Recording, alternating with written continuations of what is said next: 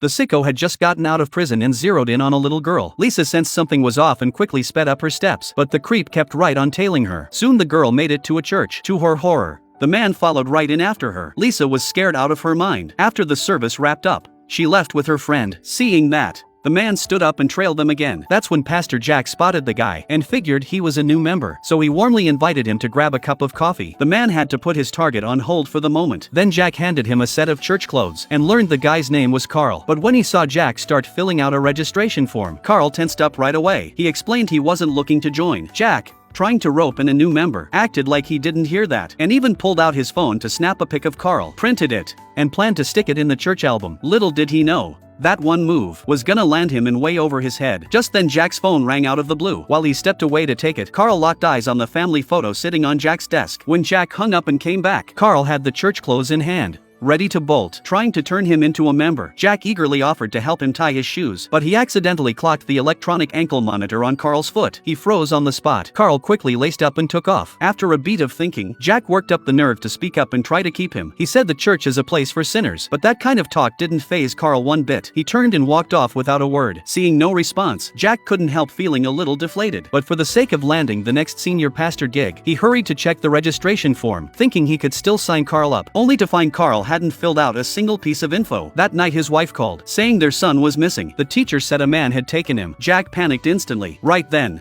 rainwater leaking through the ceiling dripped right onto the photocopy of Carl's picture. The wet ink warped it to look exactly like a demon. Jack took that as a sign from God, and the fact that the family photo on his desk had been messed with only made him more sure of his hunch. So Jack jumped online to look up Carl's info, and that's when he found out Carl was a twice convicted sex offender. He snapped a pic of the address and rushed to Carl's place. When he got there, he ran smack into Carl coming out of an alley. Seeing the shovel in Carl's hand, Jack figured his son might already be dead. He hurried to dial 911, but in his rush, he couldn't get the story straight. Jack got more frantic as he talked, his voice getting louder and louder, which caught the attention of Carl, who was packing stuff up. Carl looked toward the sound, and even though he didn't see anyone in the car, he got more on edge. But at that critical moment, Jack's phone died on him. He scrambled to grab a charging cable to juice it up. When Jack looked up again, Carl had already driven off. Without hesitating, he hit the gas and followed. But when they hit the highway curve, Carl's car suddenly vanished from sight. Jack figured he'd turned down a side road, so he made the turn too. After driving a long ways, he still hadn't spotted Carl's car, so he pulled over to backtrack. Out of nowhere, Carl's car rolled to a gentle stop right behind him.